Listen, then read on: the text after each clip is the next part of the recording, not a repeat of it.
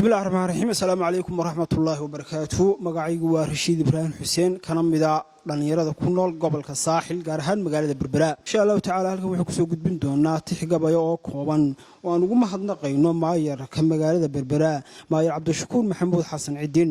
tixgabayo wuxuu ku bilaabmaysaa maayarkeena cugan iyo diiwaani loo bogay buruudiya wax qabad loo Berberadan ku noolahay iyo baalaha magaalada xashiishkii badnaan jiray ee buuxi jiray karoodyada iyo bacdii meel ku duushaba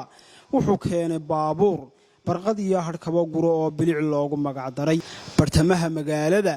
wuxuu geed ku beeree biyo lagu talaale booyaduhu waraabshaan bilaayiin waxba dheer baalaha wadada dheerna baqashadii dadweynuhu baabuur ka baqi jiray kala badbaadi maanto marmariyo binuu dhigay lagu baraarayo wacan oo bini aadmigii maro oo bilicdoodu wacan tahay barbaartii magaalada ee Berberadan ku noolaayay bilaa camal ku daashadayna suuq iyo banaankaba bilicdooda dhowro baalasheeya buu yiri